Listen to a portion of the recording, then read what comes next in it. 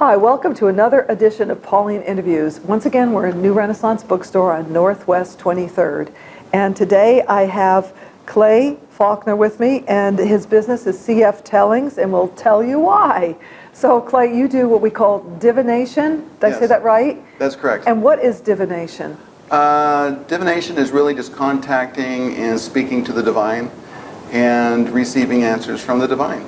What people call God, the universe, source, it has many names. Yeah, absolutely. I think that all the answers that we could ever want to have from every question that we could possibly ask are found in the universe.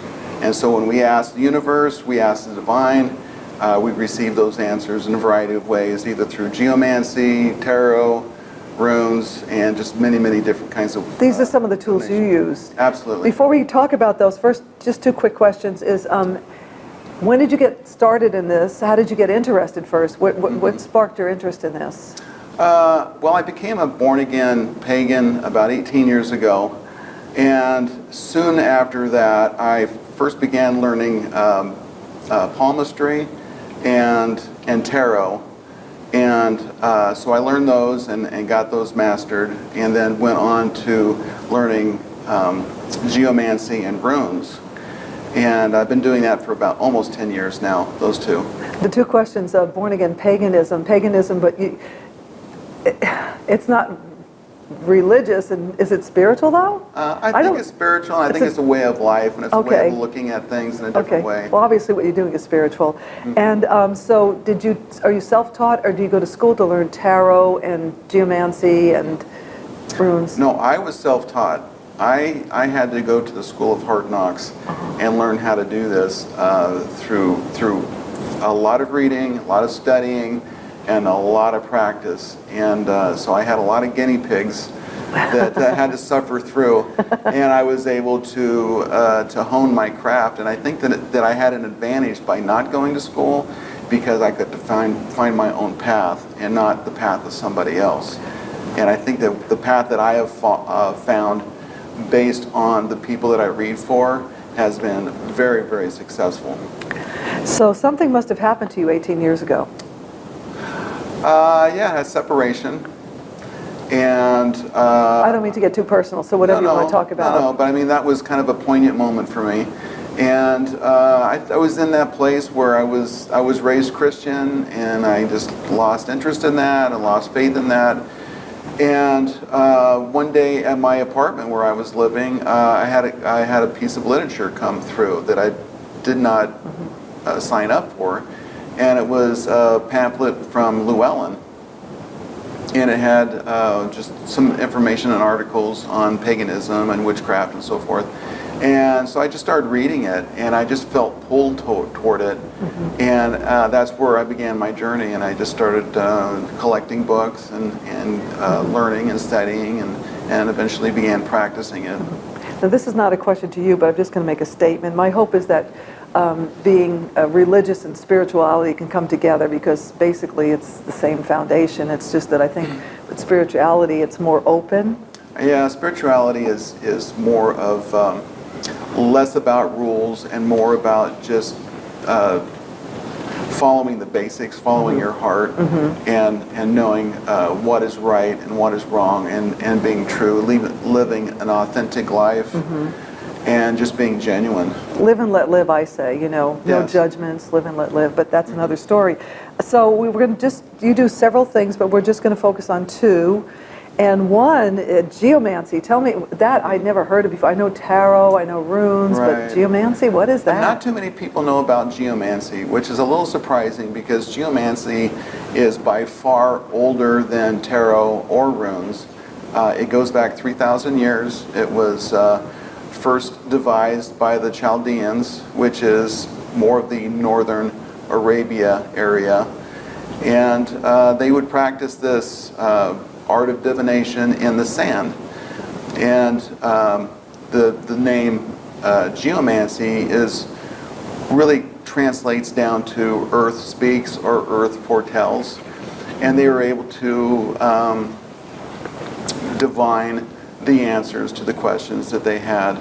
And of course, many, many years ago, 3,000 years ago, life was pretty tough.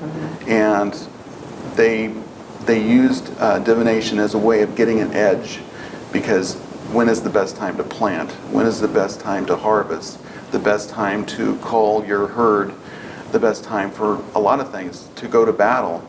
They would divine, and based on what the answers that they got, then they would proceed based on that. This must be pretty successful, since it's lasted all these years. Yes. Yeah. Yes. I mean, it was actually more popular back in the 1700s, and it waned in interest. Astrology always seems to have been more of the workhorse in divination. Of course, tarot came around about 500 years or so ago, and there was a great deal of interest in that. And I think that probably was more interesting for people because it had pictures and it just seemed a little more alive, whereas geomancy is building geometric shapes and just reducing them down a number of times until you come up with an answer. So it seems kind of mathematical, so it's a little dry. Yeah, so you can, it is sort of, because we did it, but you can ask any question. You said ask something like, I asked you a question. When you prompted me, you said you could ask something from your past, your present, your future. So my question was, since I'm doing YouTube, I love doing it from my heart. I do it because I like to get the information out there, but it would be nice to make some money from doing this. Right. And that was my question. Yes. And you said the answer came out really good. Yeah. The question how, as we posed it, was, would you make a satisfactory amount of money? I didn't want to get too greedy, did I? Right. And we didn't narrow down the type of YouTube that you would do. Yeah. It was just in a general sense, Yes. YouTube. But so we did that. And the answer that we got actually was very, very good. You want to hold that to this camera here and show what it looks like, and then we'll show how we got it. So here's the chart that we made. And rather than go through the whole laborious way of building a shield, I'll just get right down to it and tell you what I found out. Reading the right witness tells me that Pauline is going to need help from other people, that she's going to learn from her experiences, and as she learns more and more, she will begin to become more and more successful, and of course generate more money from that, but that she would need help from other people. She won't be able to do this by herself. The left witness, which is more about the question in a future sense, and circumstances surrounding it in a future sense, is the shape that we found is acquisitio. It's a Latin term for acquiring.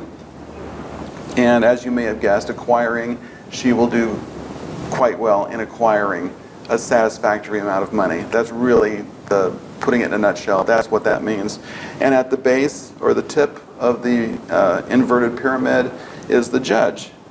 And the judge, as you can see, is acquisitio too. So this is two very, very good signs for acquiring money, acquiring possessions. And so based on this, if she continues to learn from experience and accept help from other people, that she will definitely reach her goal. And super good sign for acquiring satisfactory amount of money from doing YouTube. Sounds good to me. Absolutely. But what I want to ask you now, I'm very positive and very faithful. How often is that correct, though? Geomancy, from my experience, is very accurate. Yay. It's very accurate. I've told people using geomancy life-altering decisions that I feel comfortable telling them. A woman was asking me a number of years ago if she should quit her job in Oregon and move back east to take a different job that she was offered. It paid better, and she thought the job would be better. She didn't have any family back east, so she'd have to leave her family here. And so we did a reading, and the reading that I came up with was that she should not move, she should not take the new job, that the new job was going to fail. So that was the message that she got for that day. zooming ahead 1 year, she found me at the same event a year later, and she specifically wanted to come see me and tell me that she had not taken the job based on the information I told her, and that she was extremely happy that she did not, because had she taken that job, 2 months after she would have moved, the job failed. It folded. Boy. So I completely believe in geomancy. I know that it works. It's worked in other circumstances as well. And I will say, though, that life or time is fluid. It's not linear. Things do enter into our lives. It sometimes bounces in a little different direction. But based on the information at the time of the reading, these readings are accurate, and I stand behind them. That sounds great. Now, just a couple of things. Number one is, with geomancy, you were saying use earth materials, and here you used some sticks. And so why did you pick, could you have picked anything else, or do you just like sticks? Or I like the idea of using driftwood. I love the beach, and I found these pieces of driftwood, and I fashioned the sticks with them. But with geomancy, you really just need something that's going to create either an even result or an odd result. You could use coins. You could draw a circle and throw beans and count the number of beans that land inside the circle. There's just any number of ways that you can do it. So why don't you show us, just maybe do 2 or 3 throws, how that worked, how you came to that decision, from a conclusion for me. Absolutely. So I'll have my subject think about the question and focus on that, and I'll do the same, and then I will rub the sticks together like this and then toss them on the table. Now, each of these sticks has 2 marks, and I don't know if you can see that from here. Oh, we can even get it later. But there's 2 marks on one side, 1 mark on the other side. So what I do is I count the number of marks that are face up. So if I count the number of marks that are face up, I can see that there are 6. So that's an even number. So based on that, I'll put 2 dots signifying even in the first window. And we always do this from right to left, because this is something that comes from the Middle East, and this is the direction in which they write, is right to left. So I'll do this another 3 times and build this window. I'll cast another 4 times and build this window, again with this one, and again with this one, and at that point I'm done with the sticks. I put the sticks away, and then I can start building my shield based on the first 4 windows that I've put together. Do you copy this, you just copy it? What I do is I take these are called the head of the mothers, the neck, the body, and the feet of the mothers. I take the heads of the mother, and I rebuild shields over here, which is the daughters. So I've got 2, 1, 1, 2. So the first daughter is 2, 1, 1, 2. And then I go to the neck, and it goes 2, 1, 1, 2. Same as the first one. So I build the next window for the next daughter, and it's 2, 1, 1, 2. And I continue that until I've built all the daughters. And then at that point, I go in a downward position, and I count the heads of the mothers, and there's 3 here, which is an odd number. So I put 1 down here, and this is what we call the niece. I do it again for the next one, and it's 3. So I put a single dot down here for 1. See how that works? 1 for odd, 2 What I want for to even. ask you, we don't have to go through the whole thing, but Sure. this seems to be very mathematical. Yes. Do you call this sacred geometry? Or is that something different? Sacred geometry is something different altogether. Okay. It's really just finding God in shapes. And this is something completely different. It's interesting. It's very mathematical. And yeah, and I think that's probably part of the reason why it's not real popular. A lot of people don't know about it. A lot of people just kind of hedge away from it because it's something very unusual, and it tends to be very dry. Yeah, I never heard of it before, but I love it now that it gave me a good result. Now, well, let's talk about the runes. So you brought some runes here. That's another way of divining. Yes. So I've got these runes. They're made from a traditional material, which is willow. And so I've got a variety of runes that I use, but these are the ones that I use when I go to different fairs and events. And so each one of these runes has a specific mark to it. And Can I see one? Just yes, curious. this one's Isa. Oh, And that's kind of pretty. in Norse mythology. It really signifies ice and snow. And based on that, it will tell us that this is really like a delay rune. This inability to move forward, delay, frustration. Also could mean a cooling trend in relationships. So this is not a good rune to get if you're trying to progress or move forward. Can you give a little demonstration? You ask it a question, and cause I'm too excited about mine. I already got a good answer. So. All right. Well, I'll just do a 3 rune. Yeah. And that's past, present, and future. Okay.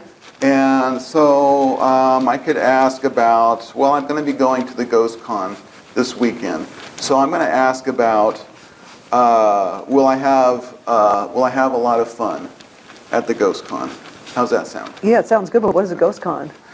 Ghost Convention is a convention for ghost enthusiasts. Oh, is this Vision 8 or the, yeah, something like that? It's the Seaside Convention Center. It's this coming weekend. Ghosts, people interested in ghosts. And people that are very interested in ghosts. They talk about ghosts. Oh, gee, now I know what to do this weekend. Ghost hunting. At Seaside this weekend? Oh, yeah. Wow. It's Friday, Saturday, and Sunday. Wow, I might have to check that out. You should. It's a big deal. A lot of people go. Yeah. There's vendors, classes. I've done a show on ghosts and hauntings, so I'm ghost fascinated. tours, everything. So you want to have fun. So I'm going to pull out 3 and rooms. see if you have fun. I'm going to think about this. Am I going to have fun at the Ghost Con? So I'm going to put these down. Okay, so there's my first one. And I'm just... And we can get a shot of these later. Yeah, I'm just pulling so these out. The ones that feel right for me, yeah. I'm pulling out. Okay. Then you can tell us what the result is. Okay. And then finally this one. Okay. So the first one I have is Thurisaz, and this is more of a past. So I'm not at the fair yet, but I'm thinking about it. And what it's telling me is that I've had a lot of luck and success and protection in the past in regards to the Ghost Con and leading up to this place, that I should maybe not feel too self-assured, because there's a possibility that some of that success or luck or protection may start to falter a little bit. So I really need to take stock of the situation and proceed based on the information that I have, and not just go into it blindly thinking that, oh, it was great last time and the time before that and everything will be just fine this time.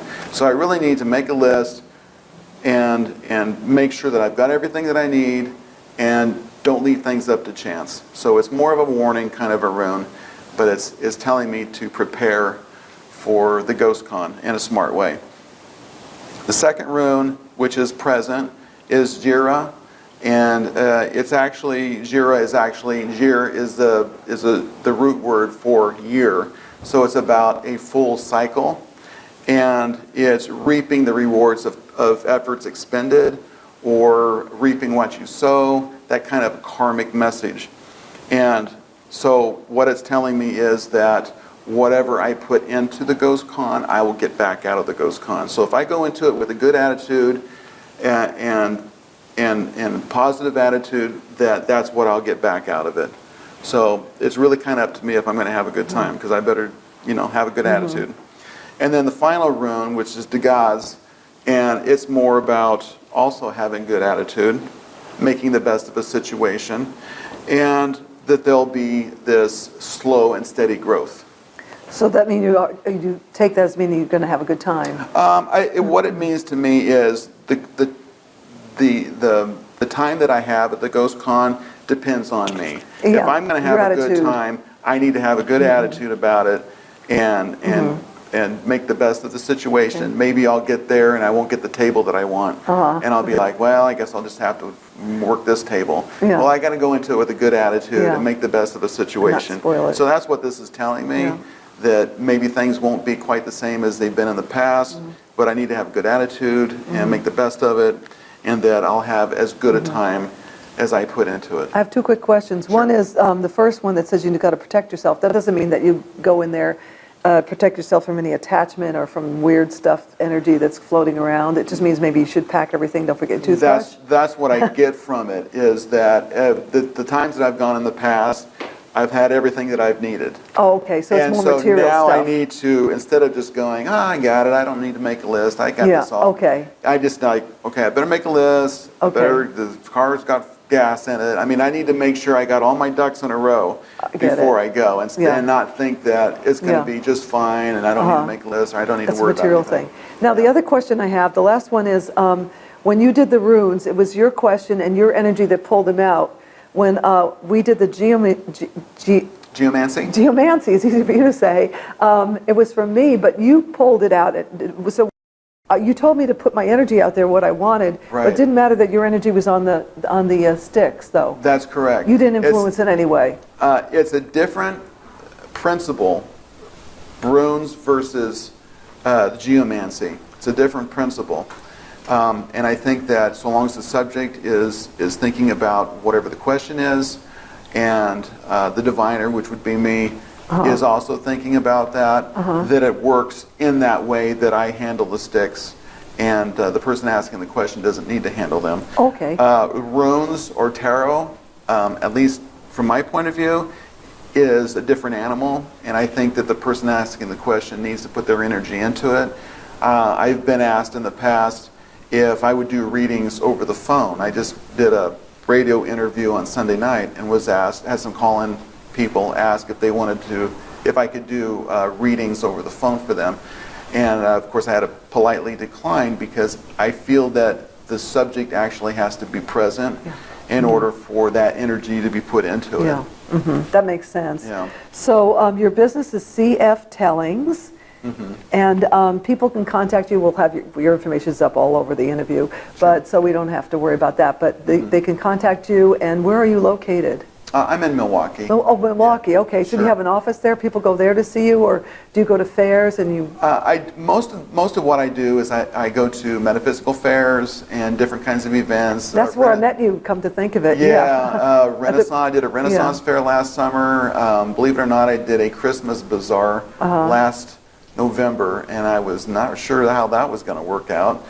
But believe it or not, I think out of all the vendors, I think I actually probably cleaned house. Did you do some runes to find out? I did runes and I did everything. So I was doing palmistry, everything. Yeah, so you live by what you teach. You use these to help yourself. Oh, absolutely. Yeah, that's great. My family, myself. Well, this is fun. This is something I've never done before, but I think it's a great topic. Thank you so much, Clay. I really enjoyed talking with you and doing the demonstrations with you. I love what you did for me here, too. Well, thank you, Pauline. It was a pleasure to come here and speak with you. Thank you so much. Thank you, folks, for watching another